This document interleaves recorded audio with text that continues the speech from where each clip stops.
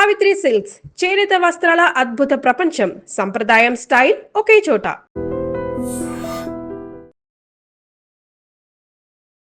మీరు ఇంత అభివృద్ధి చేస్తున్నారు కదా, ఎందుకు మీరు ఇక్కడ ప్రజల్లో పట్టు సాధించలేకపోతున్నారు? ఎందుకు తెలంగాణలో బీజేపీ అధికారంలోకి రాలేకపోతుంది? మొదట ప్రాంతీయ పార్టీ తెలంగాణ సెంటిమెంట్తో PRS 2 సార్లు గెలిపించారు. అయినా మోదీ గారు ఎన్నికల వరకే రాజకీయాలు, ఎన్నికల తర్వాత.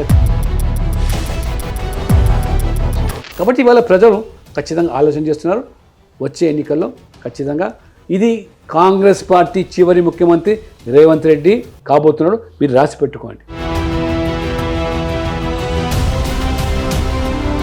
బీజేపీలో పాత వర్సెస్ కొత్త వర్గపోరు నడుస్తుంది.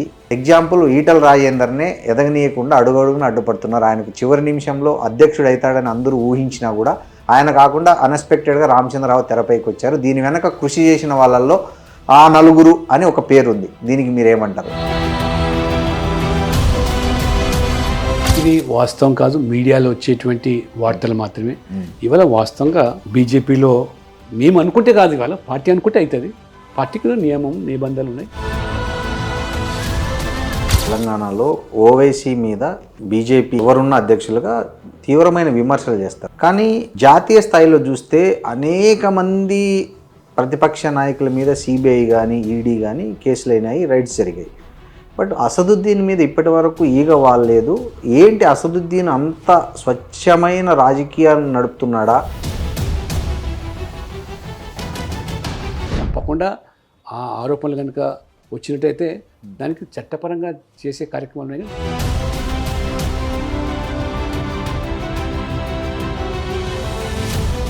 హాయ్, నమస్తే, వెల్కమ్ టు ఐడ్రీ మీడియా. నేను మీ రొద్దం శ్రీనివాస్.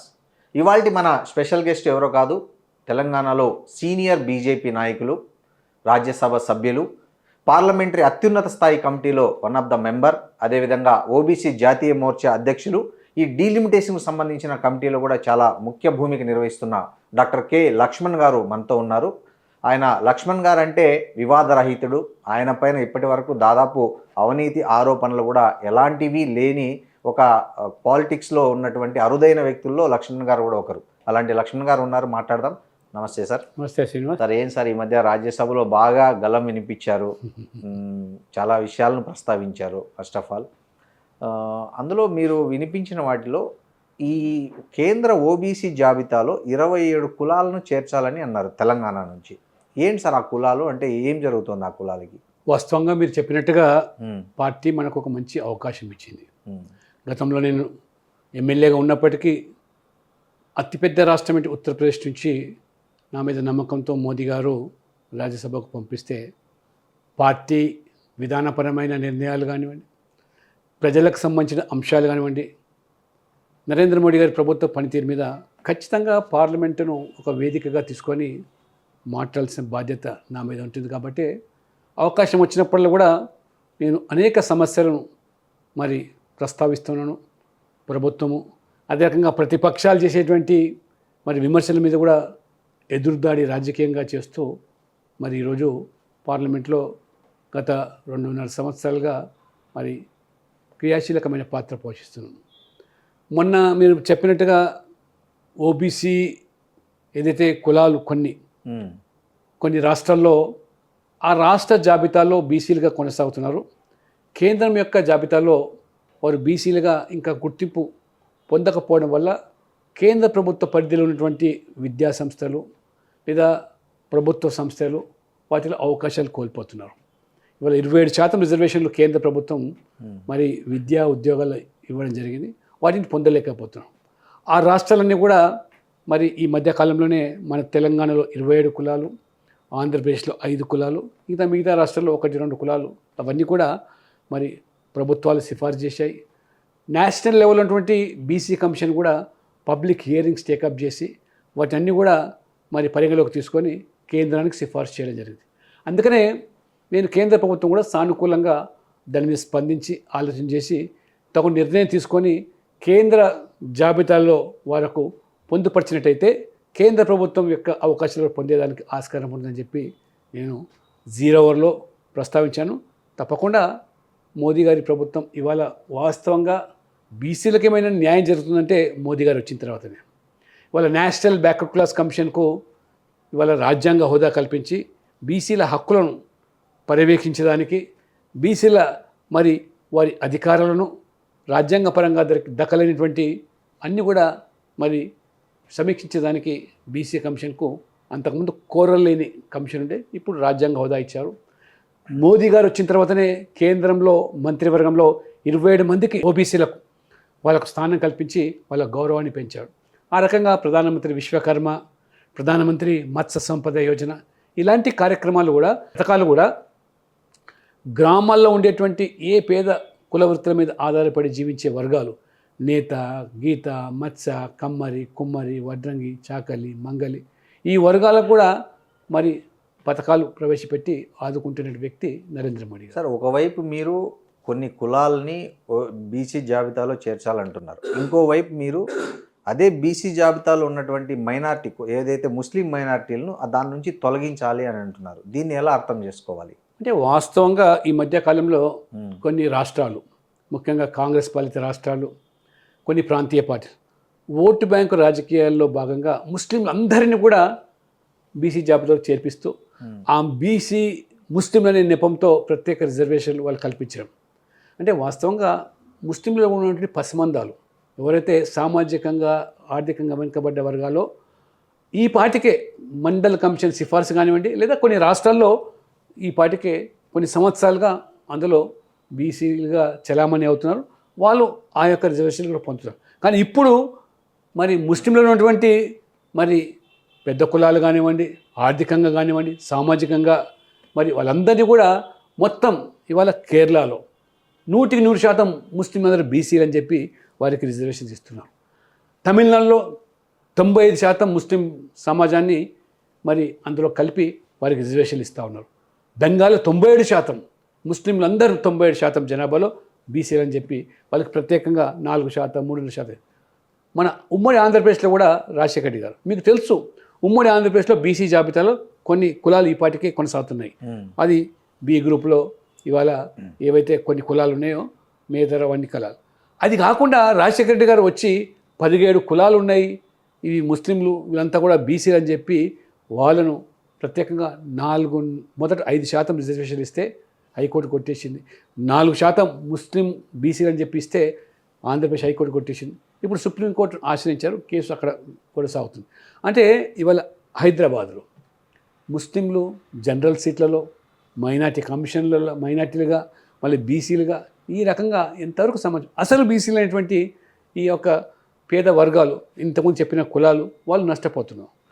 హైదరాబాదులో ఈ మున్సిపల్ ఎన్నికల్లో 34% రిజర్వేషన్లు గతంలో ఎన్టీ రామారావు గారు కల్పించారు బీసీలకు. 150 డివిజన్లు హైదరాబాద్లో ఉంటే అందులో 50 బీసీల కోసం కేటాయించారు. ఈ 50 డివిజన్లు బీసీలకు ఉంటే కార్పొరేటర్లు 38 మంది ముస్లిం బీసీలు, 12 మంది హిందూ బీసీలు. ఎంత అన్యాయం అండి! అంటే 12% ఉన్నటువంటి వాళ్ళు 38 మంది గెలిస్తే 50% పైగా ఉన్నటువంటి వాళ్ళకు ఇవాళ 12 సీట్లు అంటే అంతే. ఆ రకంగా జనరల్ సీట్లలో మరి ఆ రకంగా బీసీలో వాటా పొందడం మంచిది కాదు. ఈ రకంగా పోటీపడి ఓట్ల కోసం ఈ కక్కుర్తి పడుతున్నాం, దాన్ని వెంటనే సవరించాలని చెప్పి కూడా నేను డిమాండ్ చేయడం జరిగింది. కాదు సార్, ఇప్పుడు ఒకవైపు బీసీలు లేక అందరూ కొత్త కులాలు, బీసీల జనాభా ఎక్కువ, రిజర్వేషన్ తక్కువ అనేది ఇప్పటికే చాలామంది మీ బీసీ సంఘాలు కూడా మీకు చాలాసార్లు రిప్రజెంటేట్ చేస్తున్నాయి. ఇలాంటి పరిస్థితుల్లో ఇంకా కొత్త కులాలను బీసీలో చేర్చి, మైనార్టీలను బీసీలో చేర్చి ఇప్పుడు కోటా పెంచకుండా ఇవన్నీ చేయడం వల్ల మళ్ళీ నష్టపోయేది బీసీలే కదా. వాస్తవం. అందుకనే పెరుగుతున్నట్టు జనాభాకు అనుగుణంగా మరి వాస్తవంగా బీసీలకు కూడా ఆ శాతం రిజర్వేషన్ పెంచాల్సి వస్తుంది. మనం చూసాం మొన్న తెలంగాణ 42% రిజర్వేషన్ ఇస్తామని చెప్పి హామీ ఇచ్చి రేవంత్ రెడ్డి గారు కాంగ్రెస్ ఏ రకంగా మోసం చేసిందో, దగా చేసిందో మనం చూసాం. అంటే ఆ రకంగా కోర్టులు ఒప్పుకోలేదు. అంటే ఆ రోజు ఇందిరా సహాని అనేటి కేసు వల్ల 50% మించి ఏ రిజర్వేషన్లు అయినా కానీ మరి దాటకూడదని చెప్పి ఆ నిబంధన ఎస్సీ, ఎస్టీ, బీసీ రిజర్వేషన్ అని కలిపి ఆ రకంగా ఇవాళ కోర్టులో నిలబడతలేదు. కాబట్టి నరేంద్ర మోడీ గారు ఇప్పుడు ఏదైతే ఇవాళ కులగణన చేపడుతున్నాడో, కులగణన వచ్చిన తర్వాత అంకెలు తేలిన తర్వాత ఇవాళ 50% పైగా ఉన్నామా, 60% ఉన్నామా బీసీలు, అప్పుడు కోర్టులు అంటే ఒక శాస్త్రీయ పద్ధతుల్లో ఈ డేటా ఉన్నట్టయితే, ఆ సైంటిఫిక్ మా డేటా ఉన్నట్టయితే కోర్టులు కూడా పరిగణలోకి తీసుకోవడానికి అవకాశం ఉంది. కానీ ప్రభుత్వం చెప్పి ఈ సర్వేలు ఎవరో తూతు మంత్రంగా చేస్తే కోర్టులు ఇవాళ వాటిని యాక్సెప్ట్ చేస్తే లేదు. అందుకనే ఇప్పుడు ఈ సెన్సస్ ఏది ఉందో సెన్సస్ యాక్ట్ ప్రకారంగా 1948 యాక్ట్ ప్రకారంగా మొదటిసారిగా స్వాతంత్రం వచ్చిన తర్వాత నరేంద్ర మోడీ గారు ఎప్పుడో బ్రిటిష్ కాలంలో చేశారు ఈ సెన్సస్లో కులాన్ని కూడా ఎస్సీ ఎస్టీలు కాకుండా బీసీలను కూడా. కానీ కాంగ్రెస్ వచ్చిన తర్వాత దాన్ని మొత్తం ఎత్తివేసింది. ఇప్పుడు మళ్ళీ మోదీ గారు అది చేపడుతున్నారు. ఇప్పుడు అది సెన్సస్ ప్రారంభమైంది ఏప్రిల్ 1 నుంచి. ఆ లెక్కలు వచ్చిన తర్వాత ఏ శాతం ఎంతవరకు వర్గాలు ఉన్నాయో తేలిపోతుంది. దాన్ని బట్టి డిమాండ్ ఉంటే ప్రభుత్వాలు ఆలోచన చేయడానికి ఆస్కారం ఉంటుంది, కోర్టులు కూడా ఒప్పుకునేదానికి ఆస్కారం. అంటే మీరు ఓబీసీ మోర్చా అధ్యక్షుడిగా పార్టీలో క్రియాశీలకమైన ఒక పార్లమెంట్ కమిటీ మెంబర్గా ఉన్నారు.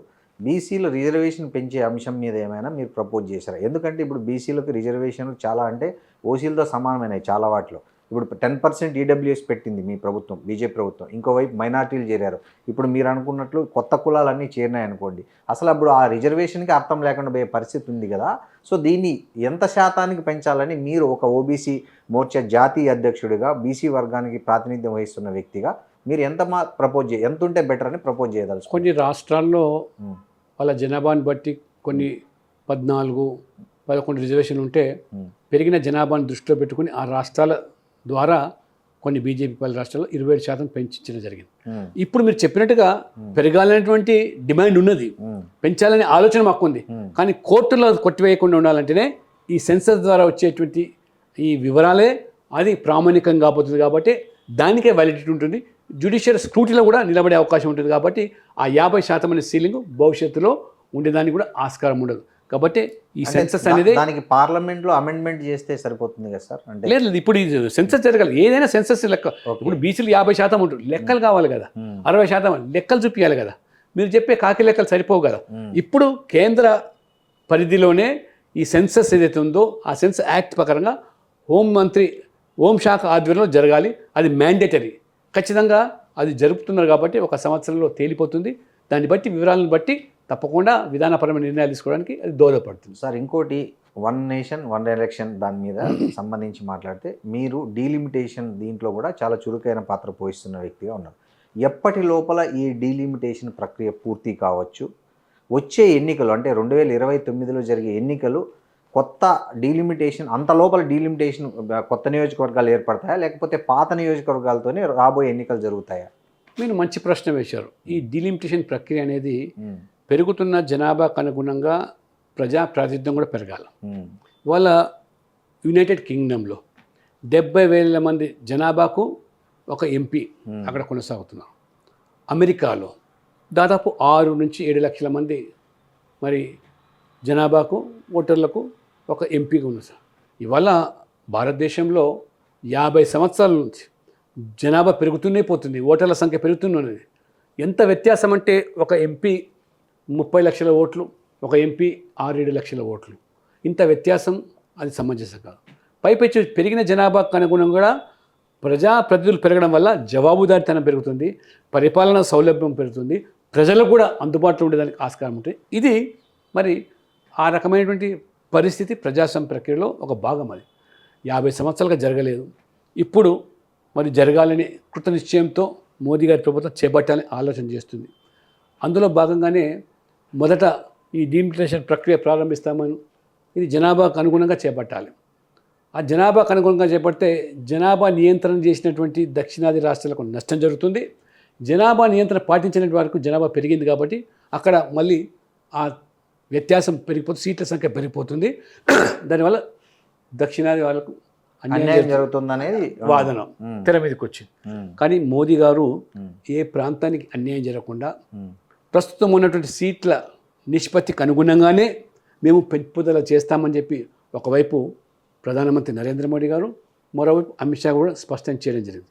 అయినా మరి దాన్ని లేని అంశాన్ని తెర మీద తీసుకొచ్చి ప్రచారం చేసి ప్రజల దృష్టి మళ్లించడానికి, అంటే ఇది ఒక ప్రజలను తప్పుదో పట్టించడానికి కుట్రలు కాంగ్రెస్ పార్టీ, మన రేవంత్ రెడ్డి గారు కూడా దక్షిణాది రాష్ట్రాలకు నష్టం చాలా స్పష్టంగా. ఒక్క సీటు దక్షిణాది రాష్ట్రం జనాభా ఆధారంగా తీసుకుంటే అక్కడ సీట్లు పెరుగుతాయి, ఇక్కడ సీట్లు తగ్గుతాయి, ఉన్న సీట్లు కూడా పోతాయి. కరెక్ట్. జనాభా ఆధారంగా చెయ్యము, ఉన్న సీట్ల నిష్పత్తిగా చేస్తామని చెప్పినారు. ఇప్పుడు దాని మీద మొన్న ఒక ప్రతిపాదన ఏదో వచ్చింది, ఒక సమాచారం అందింది. 50% సీట్లు ఉన్న దాని మీద పెంచుతామని, దాని మీద కూడా రాద్ధాంతం చేస్తున్నాం. రెండోది, మేము పార్లమెంటు అసెంబ్లీలో చట్టసభలో మహిళా రిజర్వేషన్ బిల్లు ఆమోదం చేశాం, అమలు చేయాలి. అది 2029లో చేస్తామని మా పట్టుదల. దాని విషయంలోనే మేము పార్లమెంట్లో ఆ బిల్లు తీసుకొస్తాము, దాన్ని అమెండ్ చేస్తాం. ఎందుకంటే మహిళా బిల్లు తీసుకొచ్చినప్పుడు 2026 సెన్సస్ ఆధారంగా ఈ యొక్క డీలిమిటేషన్స్ మహిళలు రిజర్వేషన్ పొందుపరుస్తామని చెప్పాం. కానీ ఇప్పుడు ప్రభుత్వం చాలా తొందరపాటుగా నియంత్రణ ప్రకారం జనాభా ప్రకారం చేస్తే నష్టం జరుగుతుంది. కాబట్టి జనాభా ఆధారంగా కాకుండా నిష్పత్తికి అనుగుణంగా సీట్ల పెంపుదల, 29లో మళ్ళీ మహిళలకు రిజర్వేషన్ కావాలంటే జనాభా అనేటువంటి అంశాన్ని తీసివేయాలి. కాబట్టి ఇప్పుడు ప్రత్యేక సమావేశం నిర్వహిస్తామంటే దాన్ని కూడా ఇవాళ అడ్డుపడుతున్నారు కాంగ్రెస్ పార్టీ. ఇప్పుడు ఎందుకు చేస్తారు, తర్వాత చేయొచ్చు కదా, ఇప్పుడు చేస్తే మరి మోడల్ కోడ్ కండక్ట్ వస్తుందని, ఇప్పుడు ఎన్నికలు జరుగుతుందని ప్రభావం పడుతుంది. అయ్యా, మీరు అధికారంలో ఉన్నప్పుడు చేయలేదు. స్వయంగా సోనియా గాంధీ గారి యూపీఏ చైర్పర్సన్గా ఉన్నారు. మన్మోహన్ సింగ్ ప్రధానమంత్రి అయినా కానీ ప్రభుత్వం నడిపింది సోనియా గాంధీ గారే. ఆ రోజు మీకు బలం ఉంది, అధికారం ఉన్నది. కానీ మీ కూటమిలో ఉన్నటువంటి కొన్ని పార్టీలు అభ్యంతరం వ్యక్తం చేశాయి, బిల్లు చింపివేశారు నెపంతో దాన్ని అమలు చేయకుండా, ఆ బిల్లుకు ఆమోదం పెట్టకుండా మీరు బుట్టదాఖలు చేశారు. కానీ నరేంద్ర మోడీ గారు వచ్చిన తర్వాత పట్టుదలతో ఏ పార్టీలు అయితే వ్యతిరేకించాయో వాళ్ళని ఒప్పించి, అవసరం ఇది మహిళలకు చట్టసభలో ఎమ్మెల్యేలు ఎంపీలు రావాలి అని చెప్పి ఒత్తిడి తీసుకొచ్చి ఆ రకంగా వాళ్ళను మెప్పించి ఒప్పించి బిల్లు చట్టం తీసుకొచ్చారు. ఆ చట్టాలు అమలు చేయడానికే ఇప్పుడు మళ్ళీ రేపు ప్రత్యేక సమావేశాలు కూడా 16, 17 నిర్వహిస్తున్నారు. అంటే 2029 ఎన్నికలు కొత్త నియోజకవర్గాలు, పెంచే నియోజకవర్గాలతో సహా కలిపి జరుగుతాయి. 29లో ఇవాళ మహిళా రిజర్వేషన్ జరుగుతుంది. అదే రకంగా 29 నుంచి జరిగే ఎన్నికల్లో డీలిమిటేషన్ ప్రకారం జరుగుతుంది. 50% మెరిగింది అనుకో, మనకున్నటువంటి 17 పార్లమెంట్ సీట్లు 26 అవుతాయి. ఇవాళ మనకున్నటువంటి 119 సీట్లు 179 అవుతాయి. కాబట్టి ఆ రకంగా ఖచ్చితంగా దేశవ్యాప్తంగా సీట్ల సంఖ్య పెరుగుతుంది. కాదు సార్, ఇప్పుడు పార్లమెంట్లో 543 మంది ఉంటేనే ఒక్కొక్క 2 నిమిషాలు మాట్లాడే అంత టైం కూడా సమావేశాలు జరగట్లే. రేపొద్దున 830+ చిలుకు మెంబర్స్ అయితే ఒక్కొక్కరు 1 నిమిషమన్నా మాట్లాడడానికి అక్కడ అవకాశం ఉంటుందా పార్లమెంట్? దానికి కూడా అనేకమైనటువంటి మార్గాలు ఉన్నాయి. ఆ నెపంతో మనము ప్రజాప్రతినిధులను తక్కువ చేసి జనాభాకు ఇవాళ అందుబాటులో లేకుండా చేయడం కూడా అది ప్రజాస్వామ్యం కాదు. ఇవాళ ఒక ఎంపీని కలవాలంటే అది ప్రజలకు అందుబాటులో ఉండాలి కదా. 100 కిలోమీటర్లు 200 కిలోమీటర్ల నుంచి కలిసే పరిస్థితి లేదు. ఈ ఎంపీ కూడా ఒక మొత్తం తన కాల పరిమితిలో 5 సంవత్సరాలు మొత్తం ప్రతి ఊరు కూడా పోయే పరిస్థితి లేదు. అయితే మీరు అన్నట్టు పార్లమెంట్ చర్చలకు సంబంధించి అవకాశాలు అన్నప్పుడు ఖచ్చితంగా సమావేశాలు 10 దినాలు పెంచండి. అవును, 10 గంటలు పెంచండి. అవును, ఖచ్చితంగా సమాజం నుంచి ఆ డిమాండ్ పెరిగితే, ప్రజాప్రతినిధులు కూడా ఆ డిమాండ్ పెడితే ప్రభుత్వాలు స్పందించాల్సి వస్తుంది. ఖచ్చితంగా దాని మీద కూడా భవిష్యత్తు ఆలోచన చేసేందుకు ఆస్కారం ఉంది. సార్, మీరు ఆ మధ్య 2028 తర్వాత తెలంగాణలో రాష్ట్రపతి పాలన వస్తుందనే అర్థంలో కొన్ని వ్యాఖ్యలు చేశారు. దాని మీద సీఎం రేవంత్ రెడ్డి కూడా స్పందించారు. అంటే ఒక బీజేపీకి అలవాటు ప్రజాస్వామ్యంగా ఎన్నికైన ప్రభుత్వాన్ని కూల్చడం అనేది దానికి అలవాటు, ఎలా చేస్తారు అని ఆయన మీ వ్యాఖ్యల మీద రియాక్ట్ అయ్యారు. నిజంగా మీరు అన్నట్లు 2028 తర్వాత తెలంగాణలో రాష్ట్రపతి పాలన వస్తుందా? శ్రీనివాస్ గారు, ఒకటి చాలా స్పష్టంగా 28లో తెలంగాణ రాష్ట్ర అసెంబ్లీ గడువు పూర్తవుతుంది. ఎన్నికలు 29లో వచ్చాయనుకోండి మీరు అన్నట్టుగా. ఒకవేళ ఏకకాలంలో జమిలీ ఎన్నికలు వస్తే, నేను ఆ రోజు స్పష్టంగా వారు అడిగినప్పుడు గడువు పొడిగిస్తాము 6 నెలలు అని రేవంత్ రెడ్డి చెప్పారు. మా ప్రభుత్వం మేము 6 నెలలు పెంచి ఎన్నికలు పోతామని బాహటంగా చెప్తున్నాడు. అది ఎక్కడ కూడా చట్టంలో లేదు, రాజ్యాంగం లేదు. అసెంబ్లీని ముందు రద్దు చేసుకొని ఆ ప్రభుత్వము క్యాబినెట్ తీర్మానం చేస్తే అవకాశం ఉంది. గతంలో కేసీఆర్ గారు 5 నెలల ముందు పోయడానికి వాళ్ళు తీర్మానం చేశారు. కానీ ప్రభుత్వం గడువు పెంచడానికి ఆస్కారం లేదనే విషయాన్ని ముందు రేవంత్ రెడ్డి గారు గమనించారు. మరి అవగాహనతో మాట్లాడుతున్నారా, వాటిని తప్పుతో పట్టించారు. గతంలో ఇందిరాగాంధీ గారు ఎమర్జెన్సీ విధించి, అంటే అలహాబాద్ హైకోర్టులో నువ్వు అక్రమంగా గెలిచినావని చెప్పి కోర్టు తీర్పిస్తే కోర్టును కూడా కాదనకుండా న్యాయ వ్యవస్థ మీద నమ్మకం లేకుండా ఇందిరాగాంధీ కాంగ్రెస్ ఏ రకంగా వివరించారో మొత్తం సమాజానికి దేశానికి తెలుసు. ఆమె 1 సంవత్సరం గడువు పొడిగించడానికి మొత్తం రాజ్యాంగాన్ని మార్చేసేసింది. 42వ రాజ్యాంగ సవరణ ద్వారా 5 సంవత్సరాలు కాదు కాలపరిమితి 6 సంవత్సరాలు కొనసాగించడానికి చేసింది.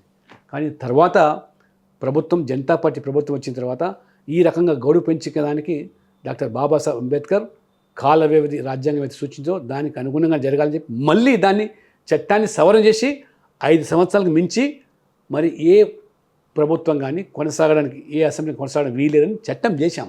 ఆ చట్టం ఆ రకంగా కొనసాగుతుంది. అయినా ఇవాళ రేవంత్ రెడ్డి గారు ముఖ్యమంత్రి చెప్తారు మా ప్రభుత్వం 6 సంవత్సరాలు కొనసాగుతుంది. ఒకవేళ జమిలీ ఎన్నికలు వస్తే నేను చెప్తున్నాను ఇవాళ జమిలీ ఎన్నికలు వచ్చి ఈ 28లో జరిగినటువంటి రాష్ట్రాల్లో జరిగిన ఎన్నికలు 29లో కలిసి చేయాలనుకుంటే ఖచ్చితంగా దానికి పొడిగించడానికి ఆస్కారం లేదు. మరి ఏం చేస్తారంటే ఏదైనా చేయొచ్చు, అది ఆనాడు నిర్ణయాలు వారు అడిగారు రాష్ట్రపతిని విధించే అవకాశం. రాష్ట్రపతి పాలన విధించే పరిస్థితి వస్తే అది తెలంగాణకే పరిమితం చేయం. ఇవాళ రాష్ట్రాలకు ఉంటుంది. ఇవాళ ఎన్ని రాష్ట్రాలు 28లో గడువు ముగించినయో అది ఇవాళ రాజస్థాన్ ఉంది, అది బీజేపీ. అదే రకంగా మధ్యప్రదేశ్ ఉంది, దానికి కూడా వర్తిస్తుంది. అంతేగాని మీ మాదిరిగా రేవంత్ రెడ్డి గారు కాంగ్రెస్ పార్టీకి మీరు కొత్త ఉండొచ్చు. కాంగ్రెస్ పార్టీ 90 సంవత్సరాలు ప్రతిపక్ష పార్టీల ప్రభుత్వాలను కూల్చివేసిన చరిత్ర అది కాంగ్రెస్ పార్టీ. ఒక్క అర్ధరాత్రే దాదాపు 9-11 రాష్ట్రాలను ఇందిరాగాంధీ గారు ఒక్క కలంపోటుతో 356 ఆర్టికల్ ఆధారంగా ఆ ప్రభుత్వం కూల్చివేసింది. ఎందుకు? ఎన్టీ రామారావు ప్రభుత్వాన్ని కూల్చింది ఎవరు? గెలిచినటువంటి 1 సంవత్సరం కాలంలోనే ఏ రకంగా ఉసిగొలిపి ఆ ప్రభుత్వాన్ని మీరు రద్దు చేసింది మీరు కాదా? అనేక సార్లు ఎమర్జెన్సీని అడ్డంతో గడువు పెంచుకున్నారు. ప్రతిపక్ష ప్రభుత్వాలు కూల్చిన చరిత్ర మీది. బీజేపీ అది కాంగ్రెస్ చేస్తాము, బీజేపీ ప్రభుత్వాలు చేయమని కాదు, వర్తిస్తే అన్ని రాష్ట్రాలకు వర్తిస్తుంది, అన్ని ప్రభుత్వాలకు వర్తిస్తుంది. అది బీజేపీ లేదా కాంగ్రెస్ తేడాలు. ఒకసారి రవీంద్ర రెడ్డి తెలుసుకోవాలి, విలువలతో కూడుకున్న రాజకీయాలు నడిపే పార్టీ బీజేపీ, మీ కాంగ్రెస్ మాదిరి కాదు. వాజ్పేయి గారు ఒక్క ఓటుతో ప్రభుత్వం పోతుందని తెలిసినా రాజీ పడకుండా ఎటువంటి ప్రలోభాలకు గురి చేయకుండా ప్రభుత్వాన్ని ఎదుర్కొన్నాడు. తిరిగి ప్రజల చేత గెలిచి వచ్చి ప్రధానమంత్రి అయినాడు. కానీ మీ మాదిరిగా దొడిదారుల ఇవాళ పార్టీ ఫిరాయింపులు తెలంగాణ చూస్తున్నాం. బహాటంగా ఇవాళ మీరు కాంగ్రెస్లో చేర్పించుకొని బీఆర్ఎస్లో గెలిచిన వాళ్ళను ఎమ్మెల్యేలుగా గెలిస్తే ఎంపీకి పోటీ చేసినారు. ఎమ్మెల్యేలుగా గెలిచిన వాళ్ళను మీరు ఇవాళ మీ ప్రభుత్వంలో కొనసాగిస్తున్నారు. మీరు అయినా ఇవాళ స్పీకర్ ద్వారా ఫిరాయింపులు జరగలేదంటే ఎంత దిగజారుడు రాజకీయాలు. తెలంగాణ ఒక ప్రయోగశాలగా మార్చారు పార్టీ ఫిరాయింపులు.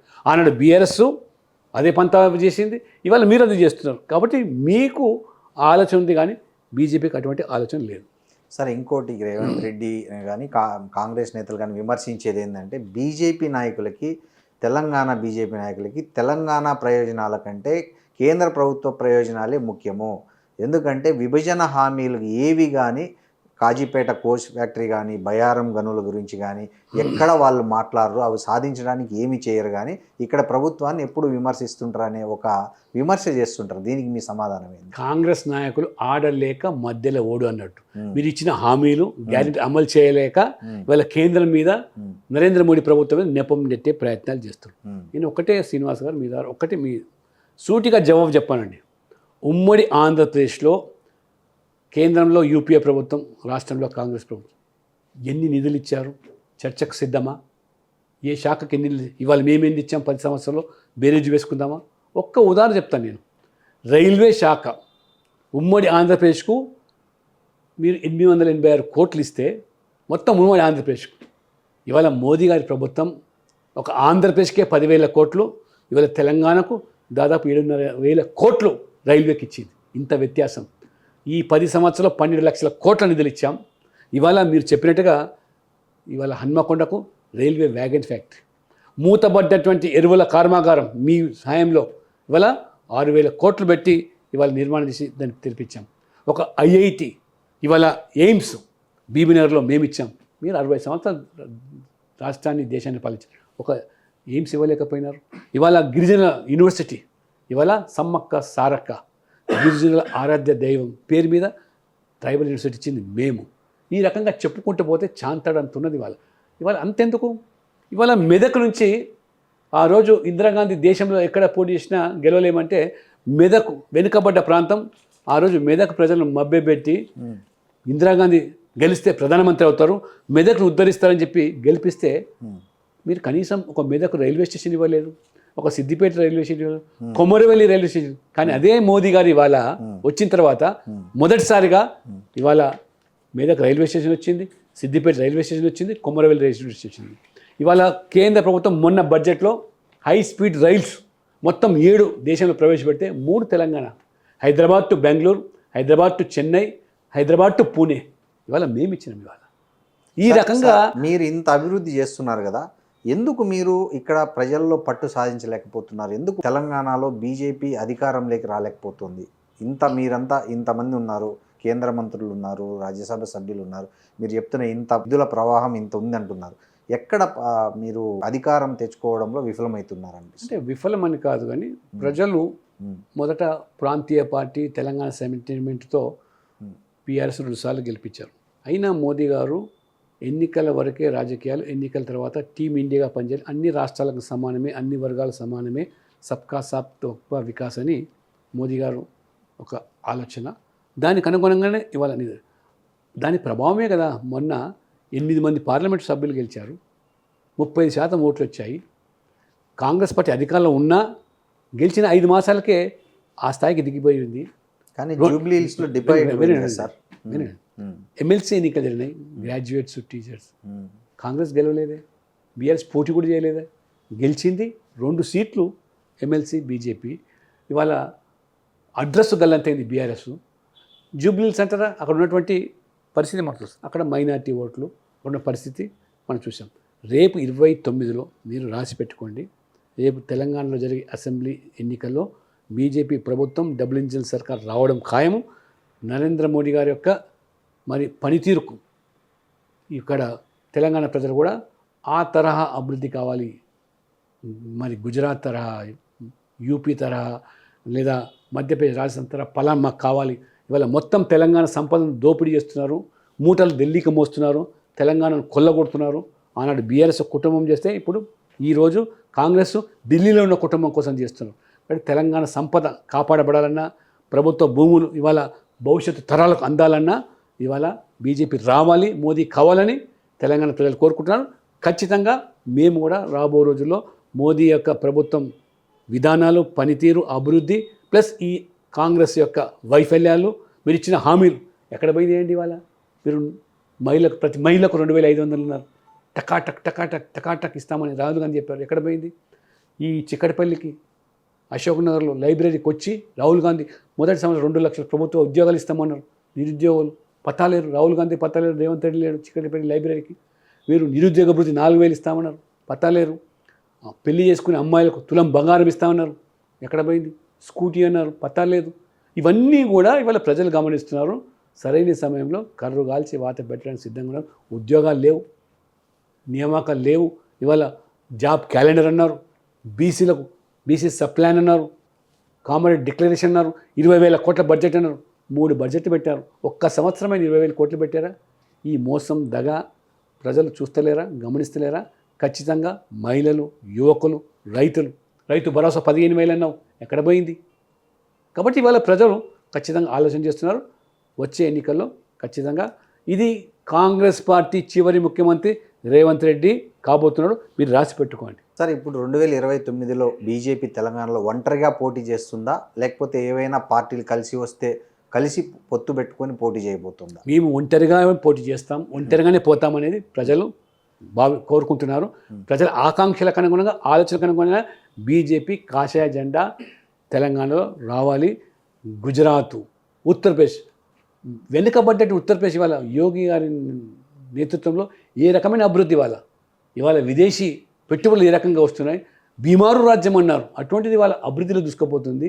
పేదల పథకాలు కులంతో మతంతో నిమిత్తం లేకుండా ఇండ్లు కానివ్వండి, పథకాలు కానివ్వండి, వాళ్ళ బియ్యం పంపిణీ కానీ మతాన్ని ఎటువంటి భేదాలు లేకుండా కులపరమైన మతపరమైన లబ్ధి పొందుతున్న వాళ్ళు మా వాళ్ళ పార్టీ వాళ్ళని చూడకుండా అందరికీ వాళ్ళ ఈ రకంగా మరి లాభం పొందుతున్నారు. కాబట్టి వాళ్ళందరూ కూడా ఖచ్చితంగా భవిష్యత్తులో తెలంగాణలో కూడా మన వైపు వచ్చేదానికి మీరు 2016 నుంచి 2020 వరకు తెలంగాణ అధ్యక్షుడిగా ఉన్నారు, 4 ఏళ్ళు పనిచేశారు. మీ తర్వాత కిషన్ రెడ్డి తర్వాత బండి సంజయ్ తర్వాత ఇప్పుడు రామచంద్రరావు గారు ఉన్నారు. అంటే మీరు 4 ఏళ్ళు చేశారు. కనీసం ఆ తర్వాత ఒక్కొక్కరు వెంటనే మార్చడం అనేది క్యాడర్లో ఒక కన్ఫ్యూజన్కు కారణం కావట్లేదా? ఎక్కువగా మార్చింది కాదు, మధ్యలో ఒకసారి బండి సంజయ్ గారిని మార్చారు, కిషన్ రెడ్డి వేశారు. ఇప్పుడు సంస్థాగత ఎన్నికల ప్రక్రియలో భాగంగానే ఎన్నికల ప్రక్రియ ద్వారా రామచంద్ర గారిని వేశారు. మధ్యలో ఎన్నికల ముందు మరి బండి సంజయ్ గారు మార్చారు, కిషన్ రెడ్డి గారు ఇచ్చారు. అంతేగాని ఏ పార్టీలో లేని విధంగా. నేను మీకు ఇంకో విషయం మర్చిపోయాను, నేను నేషనల్ రిటర్నింగ్ ఆఫీసర్గా అవును, ఈ దేశంలో కరెక్ట్. 10 లక్షల బూతులు ఇవాళ ఆల్ ఇండియా ప్రెసిడెంట్ ఎన్నికకు పూర్తి బాధ్యత పార్టీ నాకు ఇచ్చింది. ఆ రకంగా ఇంత పారదర్శకంగా ఏ పార్టీ కూడా పకడ్బందీగా సంస్థాగత ఎన్నికలు నిర్వహించిన పాపన లేదు. వాళ్ళు ఏదో డైనింగ్ టేబుల్ దగ్గర కూర్చొని ఎవరు ప్రెసిడెంట్ ఉండాలి, తండ్రి ప్రెసిడెంట్, కొడుకు వర్కింగ్ ప్రెసిడెంట్, లేకపోతే కోడలు బిడ్డ అట్లా నిర్ణయించుకున్నారు. మేము బాహటంగా పబ్లిక్ డొమైన్లో పెట్టి ఓటర్ లిస్ట్ పబ్లిష్ చేసి జిల్లా ఎన్నికలు జరిపినాం, మండలి ఎన్నికలు జరిపినాం, స్టేట్ ఎన్నికలు జరిపినాను. నేను ఆల్ ఇండియా ప్రెసిడెంట్ ఎన్నిక కూడా అదే పంతాలో ఢిల్లీలో ప్రదర్శించి బాహటంగా చెప్పాను. ఇది మా యొక్క పారదర్శకత. అందుకనే మేము వాల్యూ బేస్డ్ పాలిటిక్స్ అంటే, పాలిటిక్స్లో వాళ్ళు BJP is a party with difference అంటారు. మిగతా పార్టీల మా దగ్గర కాదు. ఇది కేవలం అధికారం కోసం మేము పనిచేయటం లేదు. వాళ్ళు ఈ దేశం కోసం పనిచేస్తున్నాం. ఈ దేశమే ముఖ్యం. ఈ దేశం కోసం అధికారం ద్వారా మార్పులు తేవాలని తప్పితే మేము పార్టీలో చేరినప్పుడు అందరము 40 సంవత్సరాల కింద నేనైనా, కిషన్ రెడ్డి గారు అయినా, బండి సంజయ్ ఏదో ఎమ్మెల్యేలు అవుతాం, మంత్రులు అవుతాం, ఇప్పుడేం చేరలేదు. ఈ దేశం జాతీయ భావాలతో కూడుకున్నటువంటి పార్టీ బీజేపీ. అంతేగాని ఇవాళ పార్టీ అవకాశం ఇచ్చింది, మేము న్యాయం చేస్తున్నాం. భవిష్యత్తులో కూడా ఈ దేశం కోసం మొదటగా పనిచేస్తాం. పదవుల కోసం ఆరాటపడేటువంటి సంస్కృతి మాది కాదు. నేను బీసీ ముఖ్యమంత్రి అనే నినాదంతో 2029లో బీజేపీ ఎన్నికలకు వెళ్తుందనే ఒక ప్రచారం జరుగుతుంది. మీరేమంటారు? అంటే గత ఎన్నికల్లో మేము ప్రకటించాం, మేము అధికారంకి వస్తే బీసీ కంటిన్యూ చేస్తారా? అదే ఎన్నికలు వచ్చినప్పుడు మళ్ళీ ఆలోచన చేస్తాం, నిర్ణయం చేస్తాం. ఖచ్చితంగా బీసీ జనాభా 50% పైగా ఉన్నది. ఇంతవరకు ఏ పార్టీ కూడా బీసీలకు అవకాశం కల్పించలేదు. అవకాశం కల్పించాలని ఆలోచన మాలో ఉంది కాబట్టి ప్రజలు కూడా ఆ రకంగా మాకు సానుకూలంగా స్పందించినట్టయితే మొన్ననే బీసీ ముఖ్యమంత్రి అయ్యేవాడు. రేపు భవిష్యత్తులో కూడా బీసీలు ఏకం కావాలి. బీసీలు ఇతరుల మీద నిందించి లాభం లేదు. మేము 50% పైగా ఉన్నాం, మేము గెలవలేకపోతున్నాం అంటే ఓట్లు మనవి. బీసీలో ఉన్నప్పుడు ఓట్లు వేసుకొని గెలిపించండి. అంతేగాని వాళ్ళు గెలుస్తున్నారు, తక్కువ శాతం ఓట్లు అంటే మనలో ఐక్యత లేకుండా అవతల వాళ్ళని నిందించడం భావ్యం కాదు. ముందు ఐక్యత సాధించండి. బీసీ గెలవాలని తపన బీసీలకు ఉన్నట్టయితే తప్పకుండా గెలుస్తారు. ఖచ్చితంగా మొదటి ముఖ్యమంత్రి ఏదైనా అయితే అది బీజేపీ వల్లనే బీసీ ముఖ్యమంత్రి తెలంగాణలో అయ్యే అవకాశం ఉంది తప్పితే ఇతర పార్టీలు ఎవ్వరు కూడా ఇవ్వాలి. కొడుకులను, తండ్రి వాళ్ళ బిడ్డలను, లేతే మిగతా వాళ్ళని చేసేదానికి ఉంది. కానీ దళిత ముఖ్యమంత్రి చేస్తానని మోసం చేసింది, దగా చేసింది ఎవరు? కేసీఆర్ గారు. ఇవాళ కాంగ్రెస్ పార్టీ బీసీ ముఖ్యమంత్రి, ఎస్సీ ముఖ్యమంత్రి చేసే ప్రకటననే చేస్తారా? మనం కళ్ళారా చూస్తున్నాం ఏ రకంగా బీసీలు మీరు కాంగ్రెస్లో మీ ప్రభుత్వం అణచివేస్తున్నారు. బీసీలు గమనిస్తున్నారు. సార్, మొన్న కవిత కొత్త పార్టీ పెట్టింది. ఆమె ఏమన్నా బీజేపీతో కలిసి వస్తానంటే ఆమెను కలుపుకుంటారా? అటువంటి ఆలోచన కించిత్తు కూడా మాకు లేదు. ఆమె పార్టీ పెట్టడం స్వాగతం, ప్రజాస్వామ్యంలో హక్కు ఉన్నది. ఆమె ఇవాళ బీఆర్ఎస్ విధానాల మీద ప్రశ్నిస్తుంది. సంతోషం. బీఆర్ఎస్లో ఉన్నప్పుడు ప్రశ్నించుంటే నిజంగా ఆమెకు ఇంకా గౌరవం పెరిగి ఉండేది. ఇవాళ బీఆర్ఎస్ పక్కన పెట్టిన తర్వాత పార్టీ పెట్టి బీఆర్ఎస్లో జరిగిన అవినీతిని, వాళ్ళ అధికారం ఏ రకంగా దుర్వినియోగం చేశారు, ఏ రకంగా కోట్లకు పడిగెత్తారని మీరు చెప్తున్నారే, ఆ రోజు చెప్పినట్టయితే మీ విలువ ఇంకా బాగా పెరిగి ఉండేది. ఈరోజు పార్టీ పక్కన పెట్టింది కాబట్టి మాట్లాడుతున్న భావన ఉంది కాబట్టి వారికి పూర్తి స్వేచ్ఛ ఉంది. వారు ప్రజల్లోకి వెళ్ళవచ్చు. కానీ భారతీయ జనతా పార్టీకి ఎటువంటి ఆలోచన లేదు. వారితో పెట్టుకోవాలని వారి ఆలోచన విధానానికి మేము బీజేపీ వారు సొంతంగా ఎదుగుతూ ఉన్నప్పుడు, సొంతంగా వచ్చే అవకాశం ఉన్నప్పుడు ఎందుకు మేము పొత్తుల గురించి ఆలోచన చేస్తాం? అటువంటి ఆలోచన మాకేమాత్రం లేదు. సార్, మీ పదవి 2028తో రాజ్యసభ ముగుస్తుంది. 2029లో మీరు ఎమ్మెల్యేగా పోటీ చేయబోతున్నారా, ఎంపీగా పోటీ చేస్తారా అనేది చెప్పండి. ఇవాళ సుశిక్షితులైన కార్యకర్తగా నేను పార్టీ ఏది అది చేస్తే అది చేస్తాను. కానీ నాకంటూ సొంత కోరికలతో ఉండేటువంటి పార్టీగా, నాయకులుగా, కార్యకర్తలు ఎదగలేదు. మేము ఫలానా కావాలని పార్టీ ఏది బాధ్యత ఇచ్చినా దాన్ని న్యాయం చేస్తాం, కట్టుబడి ఉంటాం. పార్టీ రేపు ఎమ్మెల్యే చేయమన్నా, ఎంపీ చేయమన్నా, ఇంకేది చేయమన్నా పార్టీ ఏది ఆదేశిస్తే శిరసా వహించేటువంటి కార్యకర్తలు మేము. సార్, ఒకటి, మీకు ఉపరాష్ట్రపతి పదవి త్రుటిలో తప్పిపోయిందనేది మాకున్న సమాచారం. మీ అభ్యర్థిత్వాన్ని చాలా వరకు పరిశీలించి చివరి క్షణంలో నిర్ణయం మారిందన్నారు. ఎలా ఫీల్ అయ్యారు మీరు దీన్ని? మీడియాలో చర్చలకు వచ్చింది, నాకు మాత్రం అటువంటి సమాచారం అందలేదు. సరే, నేనేదో అవుతుందని ఉప్పొంగిపోలేదు, రాలేదని కుంగిపోలేదు. పార్టీ ఏది చేసినా పార్టీకి కట్టుబడి ఉండి, పార్టీ సిద్ధాంతాలకు లోబడి పనిచేసి, ఎవరైతే లాయల్గా మరి ఇన్ని సంవత్సరాలకు పనిచేసారో వాళ్ళకి న్యాయం చేస్తున్నది. ఖచ్చితంగా పార్టీ ఏది భవిష్యత్తులో ఏ బాధ్యత ఇచ్చినా నేను చేయడానికి సిద్ధంగా ఉన్నాను, శిరసావించడం సిద్ధంగా ఉన్నాను. అంతేగాని ఇస్తానో ఇయ్యలేదనో దానికి నేను ఎప్పుడు కూడా కృంగిపోయేదానికి లేదు. ఇవాళ మేము వీఆర్ హ్యాపీ. ఇవాళ కిషన్ రెడ్డి గారు ఒక కార్యకర్తగా వచ్చి కేంద్ర మంత్రి అయినాడు. బండి సంజయ్ ఓ మామూలు కార్యకర్త, కార్పొరేటర్గా ఉన్న వ్యక్తి కేంద్ర మంత్రి అయ్యాడు. నేను కార్యకర్తను ఎంపీ చేశాను. అంతేగాని మేము ఇంకా ఏదో కాలేదనేటువంటి ఎప్పుడు మాలో అసంతృప్తి ఉండదు. అది రాజకీయాల్లో కూడా మంచిది కాదు. అని బీజేపీలో అసలే కూడా అది భావ్యం కాదు. బీజేపీ విధానాలకు కట్టుబడి మేము పనిచేస్తాం. పార్టీ ఏ బాధ్యత ఇచ్చినా దాన్ని నెరవేరుస్తాం. డాక్టర్ కె లక్ష్మణ్కి రాజకీయ వారసులు ముగ్గురు పిల్లల్లో ఎవరు అంటే ఏం చెప్తారు? అటువంటి ఆలోచన నాకైతే లేదు, నాకు రాలేదు. మరి భవిష్యత్తులో వారు ఎవరైనా ముందుకొచ్చి పని చేసుకుందామంటే నాకు ఎటువంటి అభ్యంతరం ఉండదు. సార్, ఒక ఫైనల్ క్వశ్చన్. బీజేపీలో పాత వర్సెస్ కొత్త వర్గపోరు నడుస్తుంది. పాత నాయకులందరూ ఒకటిగా ఉండి కొత్తగా వచ్చిన వాళ్ళను అడుగడుగున అడ్డుపడుతున్నారు. క్యాడర్ కొత్తగా వచ్చిన వాళ్ళకి ఒక రకంగా, పాత వాళ్ళని ఒక రకంగా చూస్తున్నారు. వర్గపోరు బాగా ఉంది. దీంతో కొత్తగా పార్టీలో చేరాలనుకునే వాళ్ళు కూడా వెనకడుగు వేసే పరిస్థితి ఉంది. ఎగ్జాంపుల్, ఈటల రాజేందర్నే ఎదగనీయకుండా అడుగడుగున అడ్డుపడుతున్నారు. ఆయనకు చివరి నిమిషంలో అధ్యక్షుడు అవుతాడని అందరూ ఊహించినా కూడా ఆయన కాకుండా అన్ఎక్స్పెక్టెడ్గా రామచంద్రరావు తెరపైకి వచ్చారు. దీని వెనక కృషి చేసిన వాళ్ళల్లో ఆ నలుగురు అని ఒక పేరుంది. దీనికి మీరేమంటారు? ఇవి వాస్తవం కాదు, మీడియాలో వచ్చేటువంటి వార్తలు మాత్రమే. ఇవాళ వాస్తవంగా బీజేపీలో పార్టీ నిబంధనల మేరకు, పార్టీ కంటే ఒక రాజ్యాంగం ఉంది. మండల అధ్యక్షుడు కావాలన్నా, జిల్లా అధ్యక్షుడు కావాలన్నా, రాష్ట్ర అధ్యక్షుడు కావాలన్నా వారికి ఉండేటువంటి అర్హతలు ఏమన్నా అవన్నీ కూడా పొందుపరుచున్నాయి.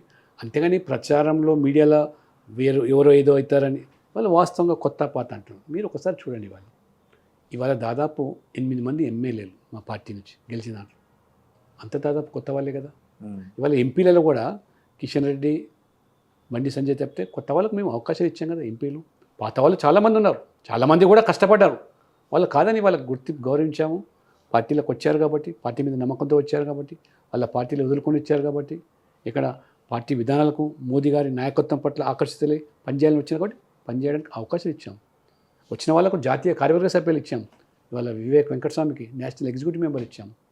ఎవరికేం తక్కువ చేయలేదు. ఇంకా భుజాలు కాయలు కాస్తున్నాయి మా కార్యకర్తలు. జెండాలు మోసి 20-30 కౌన్సిలర్ కాలేకపోయినారు, కార్పొరేటర్ కాలేకపోయినారు, సర్పంచ్ అయినా ఎత్తిన జెండా దించకుండా ఎక్కడ అసంతృప్తి లేకుండా పనిచేస్తున్నారంటే దేనికోసం?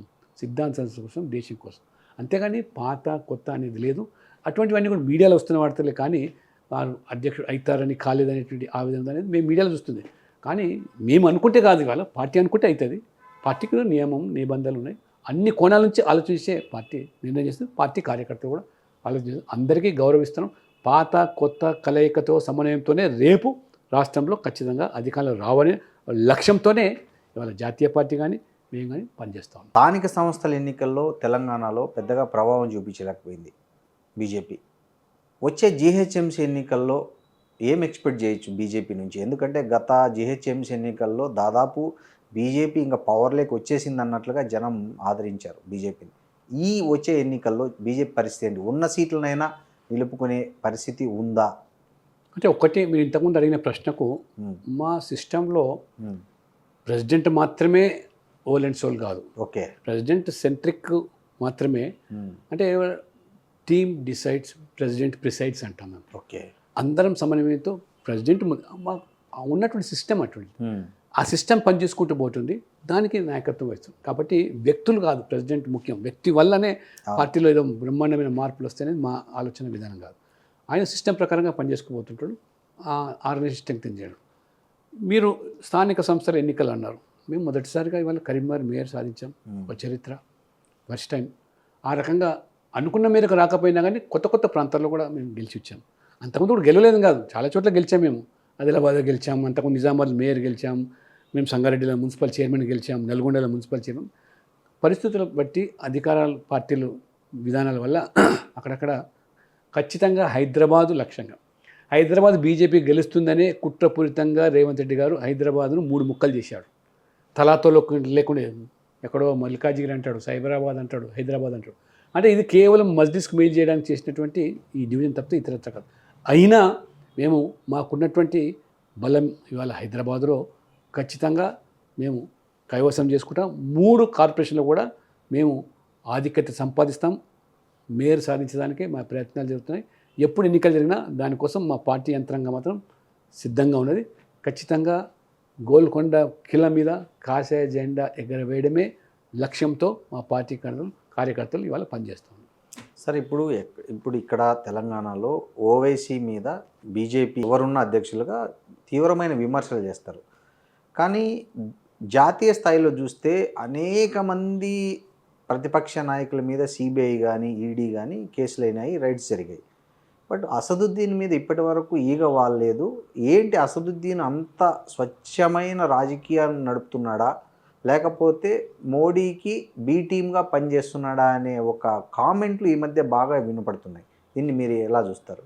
ఇవాళ వారి మీద ఎటువంటి అవినీతి ఆరోపణలు వచ్చినా ఇవాళ ఏ సంస్థల ద్వారా దర్యాప్తు చేయడానికి వెనుకంజ వేయడానికి ఎవరు కూడా లేదు. తప్పకుండా ఆ ఆరోపణలు కనుక వచ్చినట్టయితే దానికి చట్టపరంగా చేసే కార్యక్రమాలు ఉన్నాయి. పార్టీ పరంగా, ప్రభుత్వ పరంగా మా ప్రమేయం ఏముండదు. ఇలా చట్టాలు ఉన్నాయి, ఇవాళ న్యాయస్థానాలు ఉన్నాయి. దానికి ఎవరి పని వాళ్ళు చేసుకుంటూ పోతారు. అంతే ఒక లక్ష్యంగా పెట్టుకొని ప్రభుత్వమో పార్టీ ఆ విధంగా చేసేదానికి ఆస్కారం లేదు. అయినా గతంలో మీరు చూశారు, ఇదే ఓవైసీని అరెస్ట్ చేసినప్పుడు ఏ రకంగా గతంలో జైలుకి పోయినట్టు ఉదంతాలు, అంటే ఈ కమ్యూనల్ రైట్స్ విషయంలో కానివ్వండి, లేదా ఇతరత్ర కానివ్వండి. కాబట్టి చట్టం ఏదైతుందో తన పని చేసుకుపోతుంది. కొన్ని ప్రభుత్వాలు వచ్చినప్పుడు మెతక వైఖరి వాళ్ళ విట్ల, అది కాంగ్రెస్ కానీ బీఆర్ఎస్ కానీ వివరించింది కూడా మనం గమనించాం. అంటే భారతీయ జనతా పార్టీలో ఎవరు తప్పు చేసినా పార్టీతో నిమిత్తం లేకుండా, రాజకీయాల నిమిత్తం లేకుండా, అధికార పార్టీ ప్రతిపక్షం చూడకుండా చట్టం తను పని చేసుకునే రీతిలోనే మా యొక్క ఈ శాంతి భద్రతల విషయంలో మా ప్రభుత్వాలు పనిచేస్తూ ఉంటాయి. సార్, రాజా సింగ్ వెళ్ళడం పార్టీకి లాభమా నష్టమా? రాజా సింగ్ తను రాజీనామా చేశాడు. ఏ కారణాలతో చేశాడో ఆయన్ని దాని జవాబు చెప్పుకోవాలి. కాబట్టి ఒక వ్యక్తుల మీద పార్టీ ఎప్పుడు కూడా ఆధారపడదని మీకు నేను స్పష్టంగా చెప్పదలుచుకున్నాను. భారతీయ జనసంఘ్ బీజేపీకి పూర్వం బాలరాజ్ మధోక్ ఆ పార్టీ అధ్యక్షుడు, ఆయననే పార్టీ ఆ రోజు చర్యలు తీసుకుంది. క్రమశిక్షణ ఉల్లంఘిస్తే లేదా కట్టుబాట్లు, పార్టీ విధానాలు మరి తప్పితే. కాబట్టి ఇవాళ రాజాసింగ్ వల్ల పార్టీ ఏం నిర్ణయం తీసుకోలేదు, పార్టీ ఏం బయటకు పంపించలేదు. రాజాసింగ్ ఆదరణ ఉన్నది, ఒక హిందూ నాయకుడికి గుర్తింపు ఉన్నది. కానీ తను రాజీనామా చేసి వెళ్ళిపోయినప్పుడు పార్టీ కారణం లేక దాన్ని ఆమోదించి. జనరల్గా ఎవరైనా ఇంట్లో నుంచి అలిగిపోతే కుటుంబ సభ్యుల్లాగా మళ్ళీ వెనక్కి పిలుచుకొచ్చుకుంటారు కదా, అట్లాంటి ప్రయత్నాలు జరిగాయా బీజేపీ? అంతకుముందు తీసుకొచ్చాం కదా, అంతకుముందు పోయినప్పుడు బయటకు పోయినప్పుడు తీసుకొచ్చాం, చేశాం. మళ్ళీ తనంతలు తను రాజీనామా చేశాడు కాబట్టి ఇప్పుడు మరి అది ఆయన తీసుకునే నిర్ణయం అది. అంటే కిషన్ రెడ్డి గారే పొగబెట్టి బయటికి పంపించారనేది కూడా ఆయన అనుచరులు చెప్తున్నమాట. అది వాస్తవం కాదు. అది నేను అట్లా ఒక వ్యక్తి మీద కక్ష పెట్టి బయటికి పంపించే పరిస్థితి బీజేపీలో ఉండదు. ఏదైనా ఒక సిస్టమ్ ఉంటుంది, ఏదైనా ఒక వ్యవస్థ ప్రకారంగా పనిచేస్తాం. కానీ అంతేగాని ఒక వ్యక్తి నాకు పడదని చెప్పి పంపించడానికి అట్లా ఆస్కారం ఉండదు. సార్, నెక్స్ట్ బీసీ సీఎం అయితే లక్ష్మణ్ గారు ముఖ్యమంత్రి అవుతారని అనుకోవచ్చా తెలంగాణలో బీసీ వర్గం నుంచి? పార్టీ ఏ విధంగా ఆలోచన చేస్తుంది, ఆలోచనకు అనుగుణంగా పనిచేయడమే మా నైజం, మా లక్ష్యం. కానీ మేము ఫలానా కావాలనే లక్ష్యంతో పనిచేయం. కానీ పార్టీ ఆలోచన చేసినప్పుడు తప్పకుండా ఏ బాధ్యతకైనా న్యాయం చేయడానికే నీతిగా, నిజాయితీగా మేము పనిచేస్తాం. దాదాపు 4 దశాబ్దాలుగా పనిచేస్తున్నాం. ఆ రకంగా పార్టీ కట్టుబాటు విధానాలకు, సిద్ధాంతాలకు లోబడి, భవిష్యత్తులో కూడా పార్టీ విధానాలకు లోబడి పనిచేస్తాం. ఏ బాధ్యతలు ఇచ్చినా శిరసావించడమే మా యొక్క కర్తవ్యం. సార్, వచ్చే ఎన్నికల్లో ఎంతమంది కొత్త వాళ్ళకు మీ కార్యకర్తలు, మీరు అన్నారు ఇందాక భుజాలు మోసి జెండాలు మోసి అరిగిపోయాయని, అలాంటి వాళ్ళకి ఎంతమందికి టికెట్లు ఇవ్వాలని? తప్పకుండా గెలుపు ఆధారంగా తీసుకొని పార్టీ నిర్ణయం చేస్తుంది. గెలుపు దిశలో ఉన్నటువంటి పాత కార్యకర్తలు ఎవరిని విస్మరించాం. అదే రకంగా కొత్త వాళ్ళు ఎవరైనా వస్తే కూడా గెలిచే అవకాశం ఉన్నప్పుడు తప్పకుండా వాళ్ళని పరిగణలోకి తీసుకుంటాం. సార్, గత ఎన్నికల్లో టికెట్ రాలేదని చాలామంది అసంతృప్తితో ఉన్నారు. వాళ్ళు ఇప్పటి వరకు మళ్ళీ పూర్తి స్థాయిలో పార్టీలో కొల్లుడు కావట్లేదు. అలాంటి వారితో మళ్ళీ ఏమన్నా వాళ్ళతో మాట్లాడి వాళ్ళని బుజ్జగించే పనిని ఎవరు నెత్తికెత్తుకోవాలి? శ్రీనివాస్ గారు టికెట్ల కోసమే, ఎమ్మెల్యేలు కావడం కోసమే పార్టీలో చేరామంటే వాళ్ళకి మేము ఎవరం న్యాయం చేయలేము.